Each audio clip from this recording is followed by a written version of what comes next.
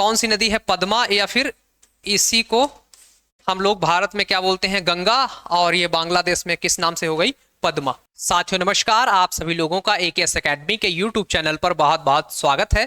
दोस्तों, हम लोग भारत के नदी तंत्र या फिर रिवर सिस्टम ऑफ इंडिया पढ़ रहे हैं, या फिर हम कहें कि भारत के अपवाह तंत्र यानी कि ड्रेनेज सिस्टम पढ़ रहे हैं। इसमें हम लोगों ने पिछले वीडियो में इंडस रिवर सिस्टम या फिर इंडस रिवर ड्रेनेज सिस्टम पढ़ लिया था। आज के इस वीडियो में हम लोग ब्रह्मपुत्र नदी तंत्र या फिर ब्रह्मपुत्र अपवाह तंत्र के बारे में जो तो पढ़ने वाले हैं, या फिर ब्रह्मपुत्र का जो आपका ड्रेनेज सिस्टम है उसको यहाँ पर देखने वाले हैं। तो आइए वीडियो शुरू करते हैं और देखते हैं ब्रह्मपुत्र और उसकी सहायक नदियों के बारे में। यहाँ पर अगर आप लोगों ने पिछला वीडियो नहीं देखा है सिंधु नदी तंत्र के बारे में, तो आप लोग जाकर के जरूर देखिए, क्योंकि MPPSC प्री के एग्जाम में नदियों से जुड़ा हुआ 1 से 2 प्रश्न आपको हर बार मिलता है। भारत की नदियों से खासकर आपको सिंधु नदी, ब्रह्मपुत्र नदी, गंगा नदी, ये जो बड़े बड़े आपके जो नदी तंत्र हैं, इनसे तो आपको पेपर में प्रश्न देखने को मिलता है। इसलिए अगर आपने सिंधु नदी तंत्र नहीं देखा है तो आप उसको जाकर के देखिए। मैंने बहुत शानदार तरीके से जो है उसको समझाया है। आज की वीडियो में हम लोग ब्रह्मपुत्र नदी अपवाह तंत्र यहाँ पर पढ़ने वाले हैं। तो हम लोग यहाँ पर शुरू कर रहे हैं क्या? ब्रह्मपुत्र नदी अपवाह तंत्र। तो सबसे पहले हम देखते हैं ब्रह्मपुत्र नदी आपकी कहां से निकलती है, फिर उसमें कौन कौन सी नदियां मिलती हैं। तो ब्रह्मपुत्र जो आपकी नदी है, ब्रह्मपुत्र नदी कैलाश पर्वत के पास, हम मान लेते हैं यहां पर एक पर्वत है जिसको हम बोल सकते हैं कैलाश पर्वत, जहां पर कौन रहते हैं? देवों के देव महादेव, है ना। हर हर महादेव। तो ये हो गया आपका कैलाश पर्वत। कैलाश पर्वत के पास यहां पर एक ग्लेशियर है आपका। यहां पर कैलाश पर्वत के पास एक ग्लेशियर है जिसका नाम है चेमायुंगडुंग। क्या नाम है इसका? नाम बहुत अजीब है क्योंकि ये तिब्बतन भाषा में नाम है ना। तो क्या है इसका नाम? चेमायुंगडुंग।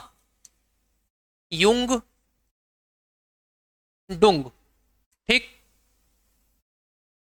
चेमायुंगडुंग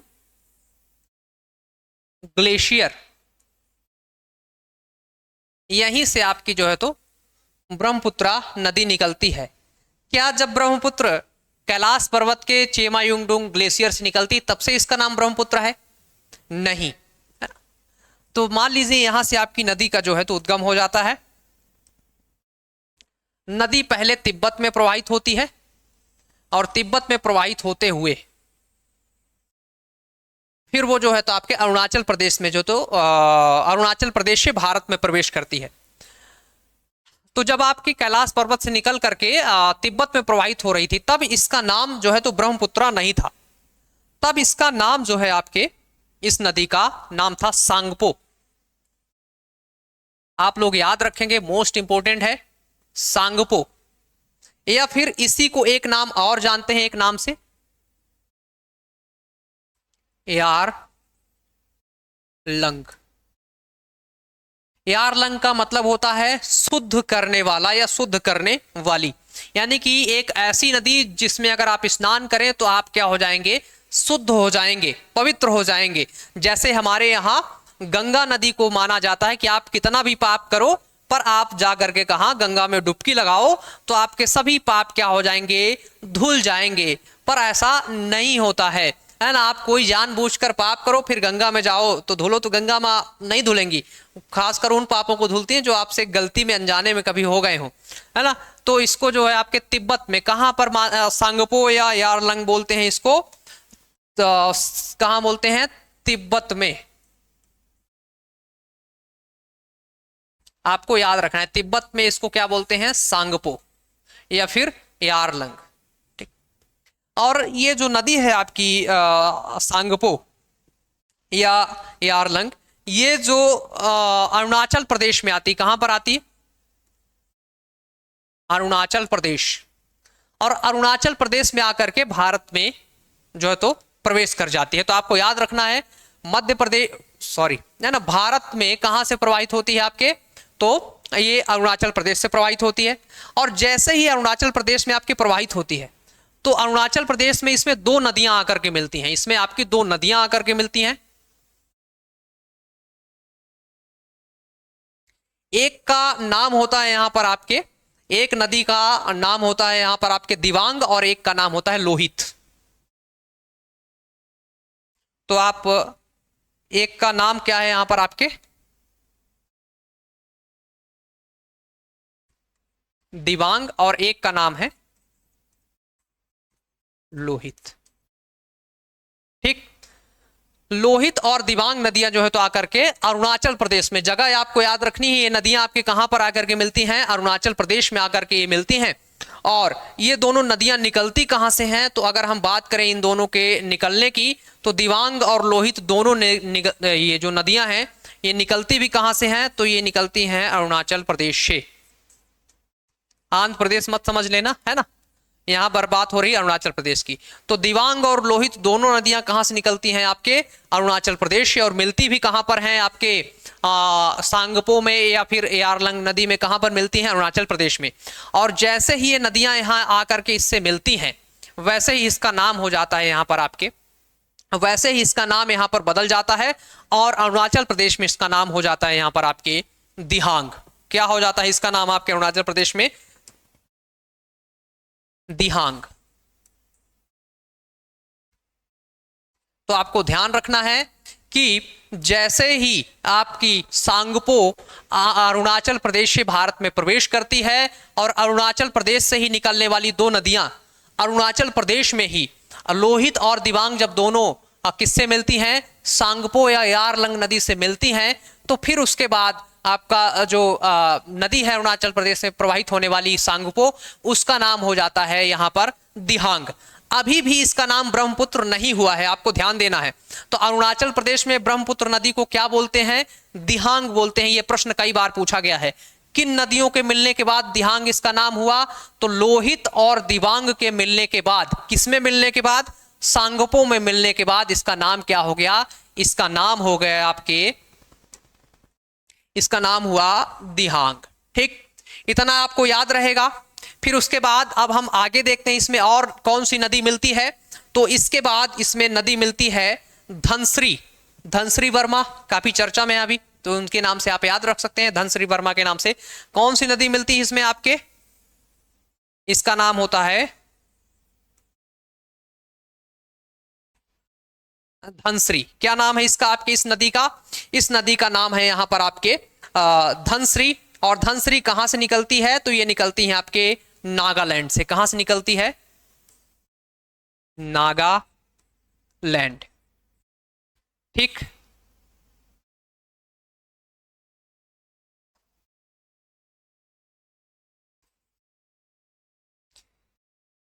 नागालैंड से आपकी जो तो कौन सी नदी निकलती है, धनश्री। फिर एक नदी और यहां पर आकर के मिलती है, उसका नाम होता है आपके कपिली। यहां पर एक नदी और आकर के मिलती है इससे, और इसका नाम होता है कपिली।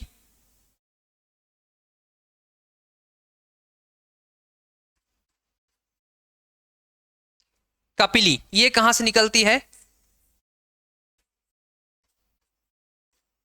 मेघालय, पठार। ठीक, जो नागालैंड से आपकी धनश्री नदी निकल रही है, ये आपके लैसांग पर्वत से निकलती है। नागालैंड में एक पर्वत है लैसांग पर्वत, तो कहां से निकल रही है आपके, लैसांग पर्वत से। ये जो नदियां आपको इधर से मिलते हुए दिखाई दे रही हैं, इनको क्या बोलते हैं, बाएं तरफ से मिलने वाली नदी। इनको क्या बोलते हैं, बाएं तरफ से मिलने वाली नदी। तो अगर आपसे पूछा जाए कि ब्रह्मपुत्र नदी में जो बाएं तरफ से मिलने वाली नदियां हैं वो कौन कौन सी हैं, तो आप बढ़िया बताइएगा, दिबांग, लोहित, धनश्री, कपिली। और तो यहाँ पे कितनी नदियां हैं, 4 नदियां हैं जो आपको आकर के मिलती हैं, किधर से, बाएं ओर से या लेफ्ट साइड से। जो नदियां इसकी ट्रिब्यूटरीज हैं, जो सहायक नदियां हैं, वो यहाँ पर दिबांग, लोहित, धनश्री और कपिली हैं। दिबांग और लोहित दोनों आपके आंध्र प्रदेश से निकलती हैं। दोनों कहां से निकलती हैं, आंध्र प्रदेश से, और आंध्र प्रदेश में ही मिलती हैं, और फिर इसका नाम हो जाता है दिहांग। फिर उसके बाद आपकी धनश्री जो नदी है, ये आपके नागालैंड से निकलती है, लैसांग पर्वत से। और फिर उसके बाद मेघालय के पठार से एक नदी निकलती है जिसका नाम है कपिली। तो ये कहां से हो गई, आपके बाएं तरफ से मिलने वाली नदियां हो गई। फिर इसके बाद यहाँ पर आपको जब ये नदी यहाँ से असम में प्रवेश कर जाती है, दिहांग होकर के आती है, फिर यहाँ से ये नदी कहाँ प्रवेश कर जाती है? असम में। कहाँ प्रवेश करती है? असम में आकर के प्रवेश करती है। तो जब असम में आकर के प्रवेश करती है ये नदी, तो इसका नाम क्या हो जाता है यहाँ पर आपके? ब्रह्मपुत्रा। क्या हो जाता है? ब्रह्मपुत्रा इसका नाम हो जाता है। और इसको यहाँ से जो दिहांग के बाद इसको असम में क्या बोलते हैं? ब्रह्मपुत्रा। और यहीं पर एक बहुत बड़ा जो है तो द्वीप का निर्माण करती है ये नदी। यहीं पर क्या करती है? एक बहुत बड़े द्वीप का निर्माण करती है। असम में ही एक क्या करती है? बहुत बड़े जो है तो द्वीप का निर्माण करती है, और इसको बोला जाता है माजुली। इसको क्या बोलते हैं आपके? कौन सा द्वीप बोलते हैं? माजुली। फिर ये नदी लास्ट में जाकर के आपके कहां चली जाती है? बांग्लादेश में। तो आपको याद रखना है लास्ट में नदी कहां चली जाती है? बांग्लादेश में। और जब ये बांग्लादेश में प्रवेश करती है उससे पहले यहां पर इसमें आकर के एक नदी मिलती है जिसका नाम है आपके यहां पर उसको बोलते हैं पद्मा। और पद्मा को बांग्लादेश में सॉरी गंगा को क्या बोलते हैं बांग्लादेश में? पद्मा। तो यानी कुल मिलाकर के इसमें कौन सी नदी मिलती है? यहां पर मिल रही है इससे पद्मा। और ये कहां पर मिली है? बांग्लादेश। बांग्लादेश, ठीक, बांग्लादेश में ही मिल रही है। और कौन सी नदी है? पद्मा। या फिर इसी को हम लोग भारत में क्या बोलते हैं? गंगा। और ये बांग्लादेश में किस नाम से हो गई? पद्मा। तो पद्मा नदी कहां पर मिलती है आपके ब्रह्मपुत्रा से? तो ये मिलती है आपके बांग्लादेश में। लेकिन जब आपकी ब्रह्मपुत्रा नदी कहां आती है? बांग्लादेश में। तो इसका भी नाम बदल जाता है। इसका नाम क्या हो जाता है बदल करके? तो इसका नाम यहां पर बदल करके हो जाता है जमुना। क्या मिलता है? इसका नाम क्या हो जाता है यहां पर? यहां पर इसका नाम हो जाता है आपके जमुना।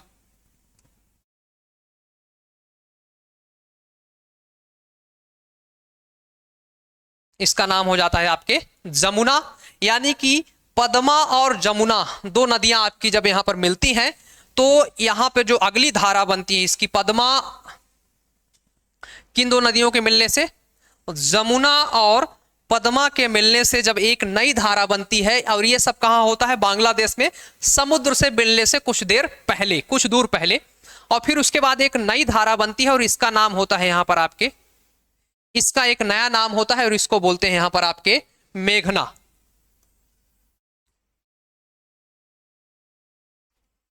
तो अगर आपसे पूछा जाए कि बांग्लादेश में ब्रह्मपुत्र नदी को किस नाम से जानते हैं, तो आप बताएंगे जमुना नदी के नाम से। किस नदी के नाम से जानते हैं?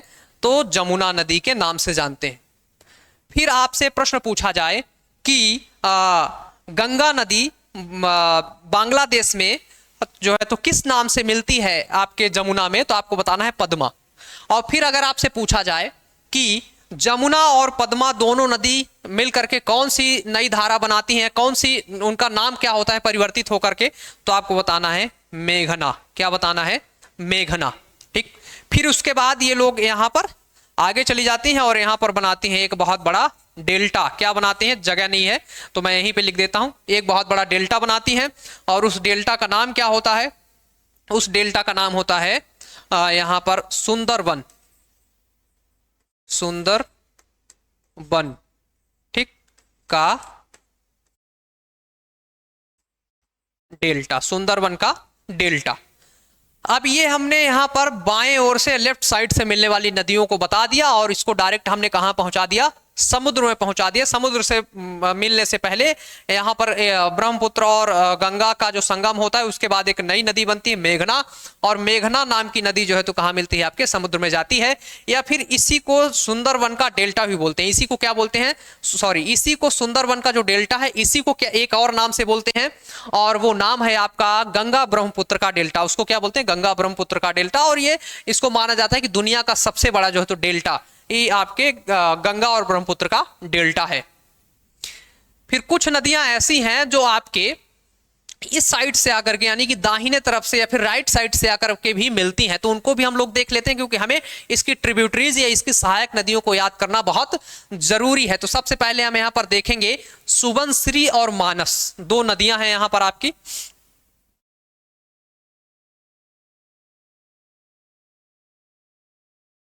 एक है आपकी सुबनसिरी, और एक और मैं इधर से कर देता हूं मानस। ये हो गई आपकी सुबनसिरी, और ये हो गई आपकी मानस। और ये दोनों नदियां कहां से निकलती हैं? तो ये दोनों नदियां निकलती हैं आपके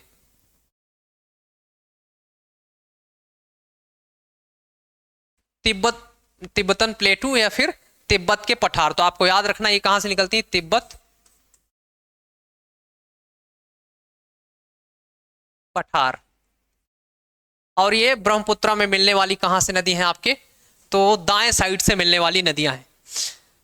क्या सुबनसिरी और मानस दोनों कहां से निकलती हैं? तिब्बत के पठार से। फिर इसके बाद अगली यहां पर नदी है आपके, अगली नदी है संकोस। ये हालांकि होगी यही असम में मिलेंगी, पर जगह ना होने की वजह से मैं इधर बना दे रहा हूं। क्या हो गई आपकी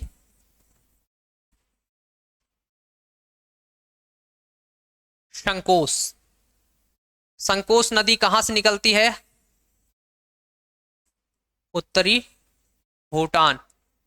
कहां से निकलती है? उत्तरी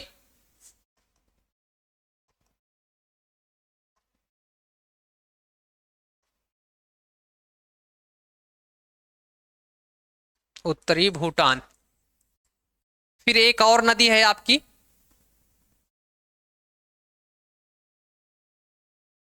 है ना, ये जगह न होने की वजह से मैंने बांग्लादेश साइड बना दिया, पर आप इसको असम में ही मानेंगे, ठीक ना।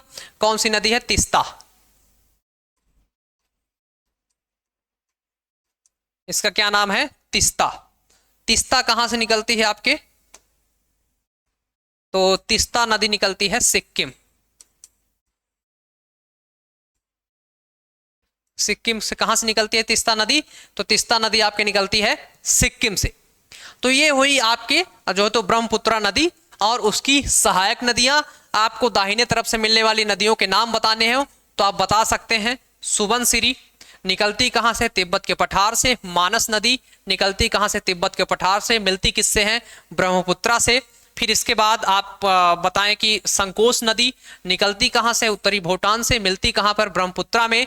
फिर आप सिक्किम से बता सकते हैं तीस्ता नदी मिलती कहां है? ब्रह्मपुत्र में। ये कौन से हैं इसकी आपके?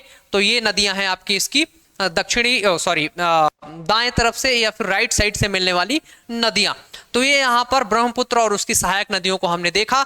अब इसके बाद हम लोग आगे चलते हैं और हम लोग यहाँ पर पढ़ते हैं इससे संबंधित जो आपके कंटेंट है या फिर फैक्ट है, क्योंकि यहाँ पर तो हमने एक बार नदियों को देख लिया। अगर आप लोग चाहें तो इसका जो तो स्क्रीनशॉट भी ले सकते हैं, अगर आपको याद रहेगा हमेशा के लिए, या फिर आप अपने से भी यहाँ जो है तो इसको बना सकते हैं। ठीक, इसकी लंबाई की बात करें तो इसकी लंबाई है 2900 किलोमीटर। कितनी है? 2900 किलोमीटर, 2900 किलोमीटर जो है तो इसकी आपकी लंबाई है। ठीक, चलिए अब हम चलते हैं, जो फैक्ट है कंटेंट है उसको पढ़ लेते हैं, क्योंकि यहां पर हमने नदियां और उसकी सहायक नदियों को देखा।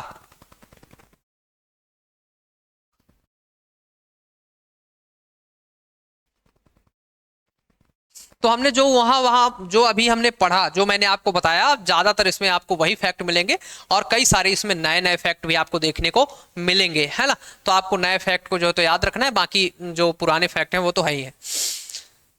तो ब्रह्मपुत्र नदी से जुड़े यहाँ पर कुछ महत्वपूर्ण जो है तो फैक्ट देखते हैं हम लोग। सबसे पहला यहाँ पर जो पॉइंट लिखा हुआ है कि ब्रह्मपुत्र नदी का उद्गम स्थल बताना है हमें। तो मैंने आपको उद्गम स्थल बताया है। क्या बताया है? चेमा युंगडुंग। क्या बताया है? चेमा युंगडुंग ग्लेशियर। तो ब्रह्मपुत्र नदी का उद्गम स्थल क्या है आपका? चेमा युंगडुंग हिमानी मानसरोवर झील। अब देखिए, ये जो झील है आपकी, ये कैलाश पर्वत के पास है। ठीक, कैलाश पर्वत के पास मानसरोवर झील है, उसके पास चेमायुंडुंग आपका एक ग्लेशियर या हिमानी है। यहां इस ग्लेशियर से आपके जो है तो कौन सी नदी निकलती है? ब्रह्मपुत्रा नदी निकलती है। इतना आपको याद है। फिर नेक्स्ट है, तिब्बत में ब्रह्मपुत्र नदी को किस नाम से जानते हैं? मैंने आपको बताया था कि जब ये नदी निकलती है तब इसका नाम ब्रह्मपुत्र नहीं होता। क्या होता है यहां पर आपके? शांगपो। क्या होता है? सांगपो।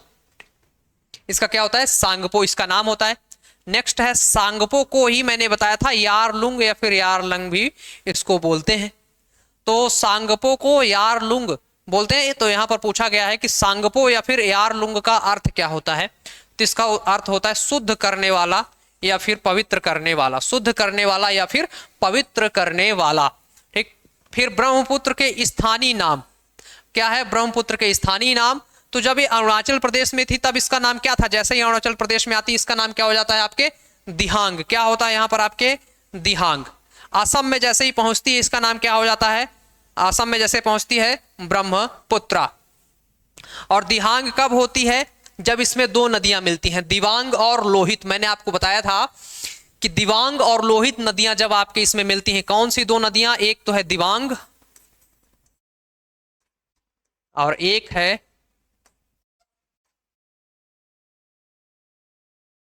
लोहित। ये दोनों नदियां अरुणाचल प्रदेश में मिलती हैं ब्रह्म जो सांगपो है उससे, और फिर इसका नाम जैसे ही अरुणाचल प्रदेश में प्रवेश करती हो जाता है दिहांग। और असम में मैंने बताया था कि असम में जैसे ही प्रवेश करती है तो इसका नाम हो जाता है ब्रह्मपुत्र। फिर मैंने लास्ट में आपको एक चीज और बताई थी कि जैसे ये नदी आपके बांग्लादेश में जाती है उसके बाद इसका नाम होता है जमुना। क्या होता है इसका नाम? जमुना। कहां पर? बांग्लादेश में। कहां होता है आपके? बांग्लादेश में इसका नाम हो जाता है आपके जमुना। फिर इससे एक और नदी मिलती है पद्मा। पद्मा कौन होती है आपके? गंगा। इससे एक कौन नदी मिलती है?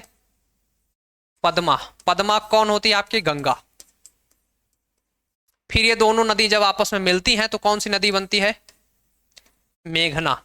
और इसी नाम से ये नदी जो है तो आपके कहां जाती है? इसी नाम से ये नदी आपके कहां मिलती है? समुद्र में जाकर के मिल जाती है। ठीक।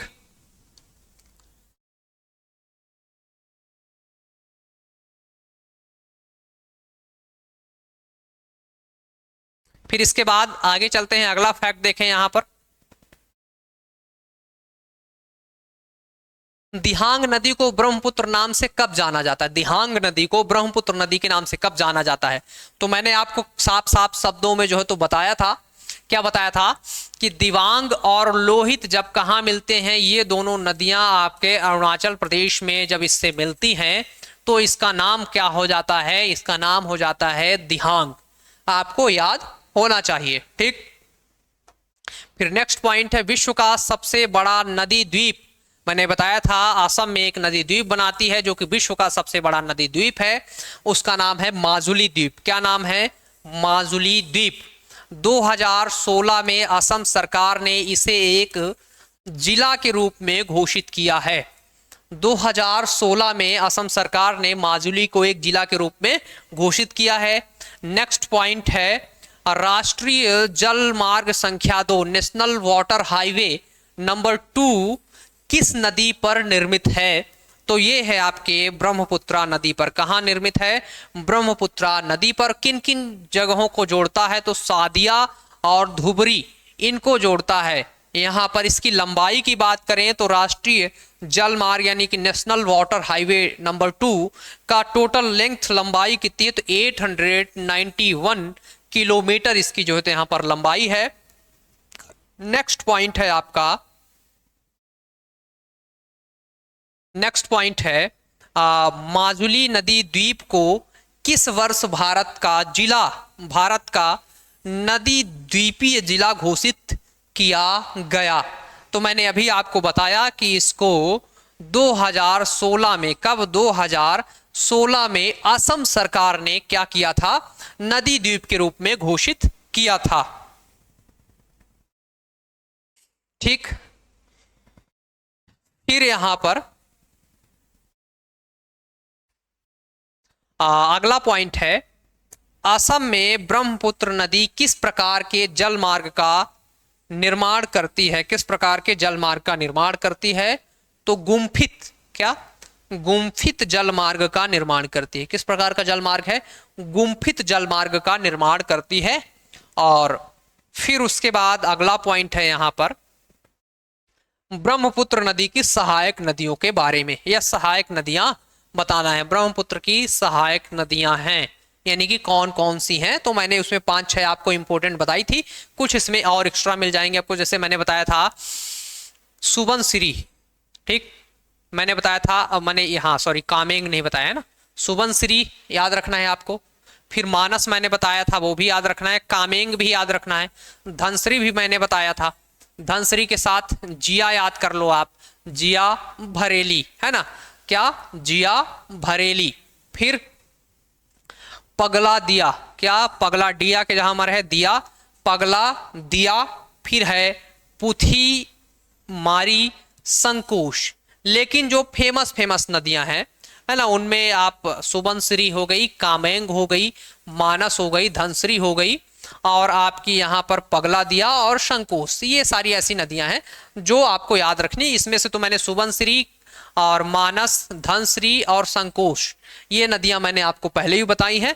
बाकी इसमें आप जो है तो कामेंग जोड़ सकते हैं, और जो है तो इसमें आप पगला दिया को जोड़ लीजिए। ठीक, फिर यहाँ पर है ब्रह्मपुत्रा नदी में दाएं तट की सहायक नदियां, जो राइट साइड से इसकी ट्रिब्यूटरीज हैं, उनके नाम बताने हैं।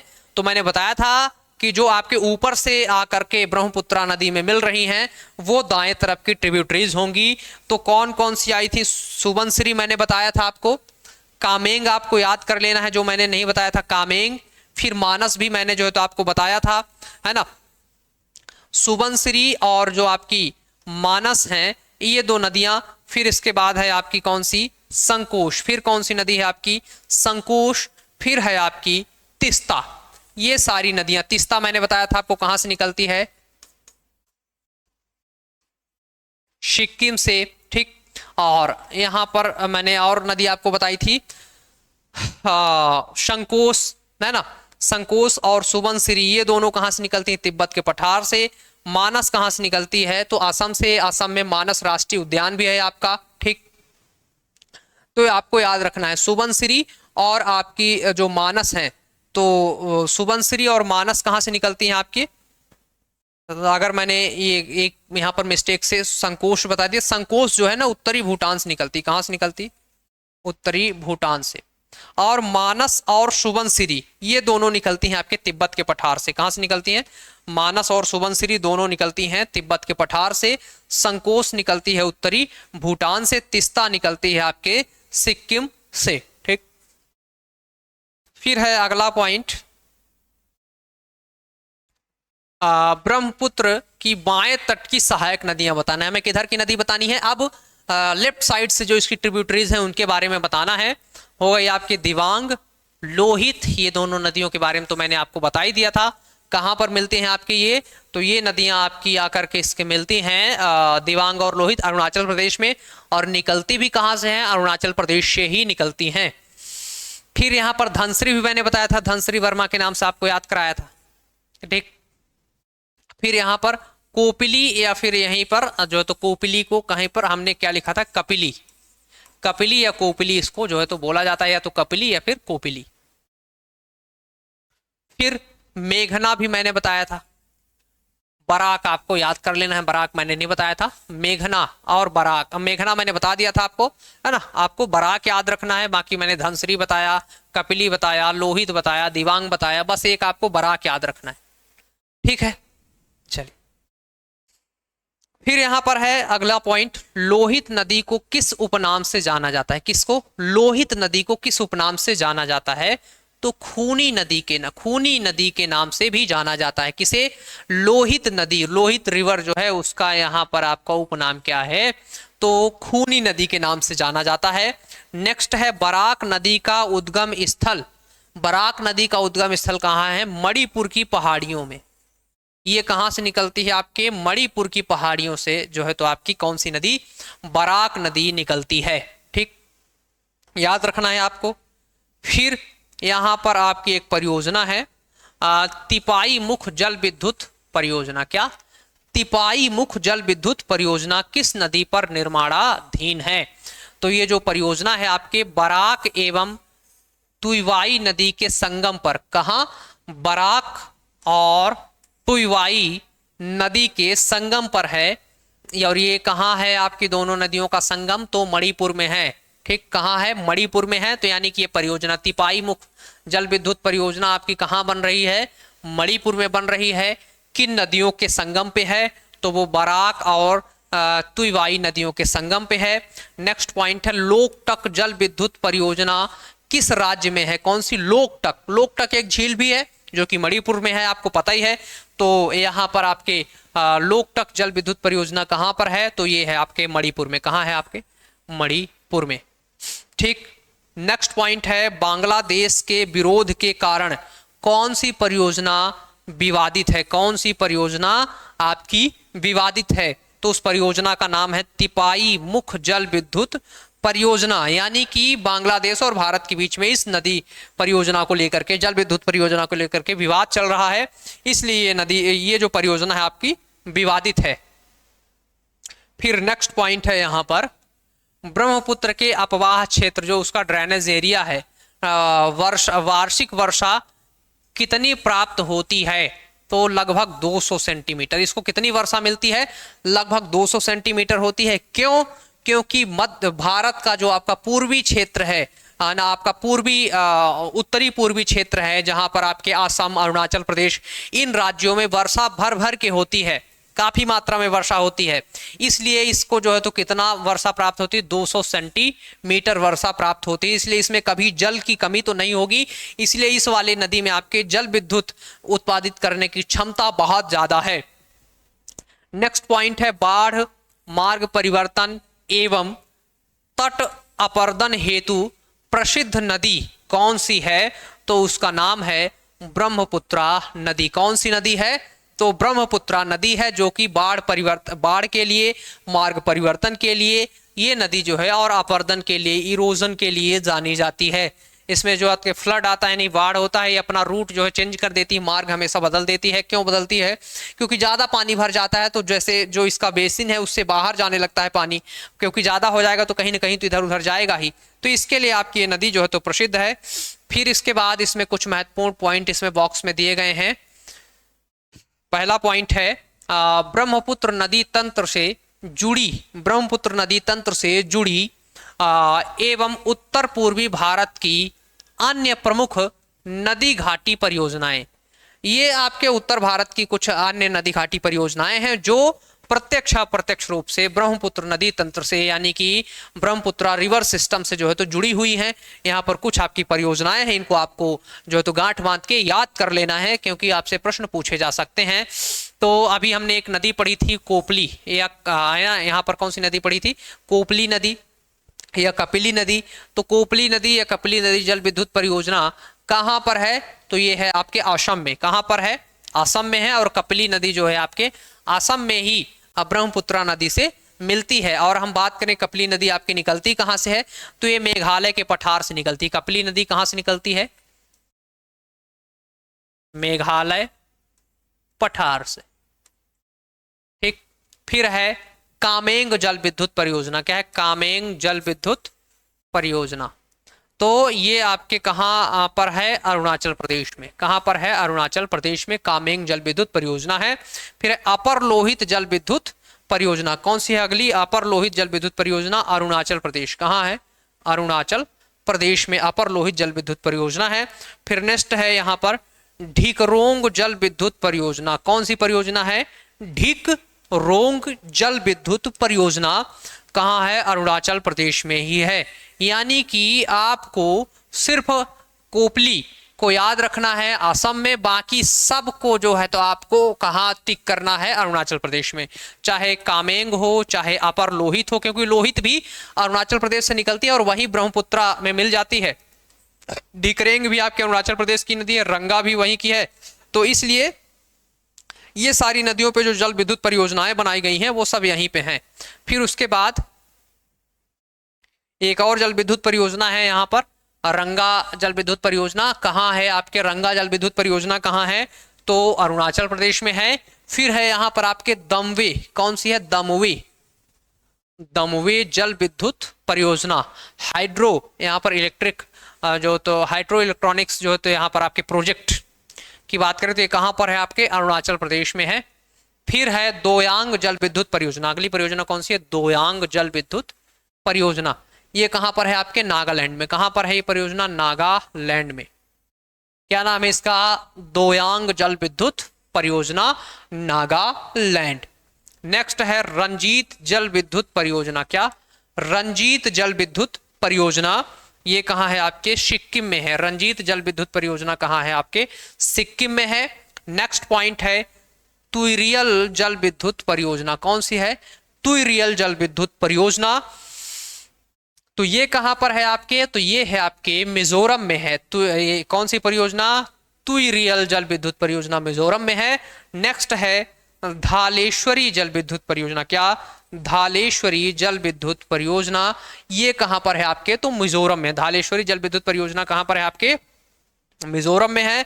नेक्स्ट है तुईवाई जल विद्युत परियोजना। कौन सी? तुईवाई जल विद्युत परियोजना। ये कहां पर है? ये भी आपके मिजोरम में है।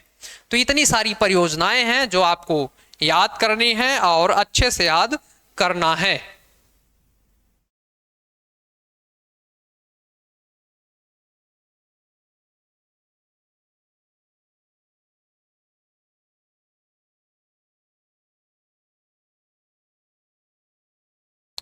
फिर यहां पर कुछ और फैक्ट हैं। फिर उसके बाद आपकी जो ब्रह्मपुत्र नदी तंत्र है वो खत्म हो जाएगा। फिर हम लोग अगले वीडियो में गंगा नदी तंत्र पढ़ेंगे।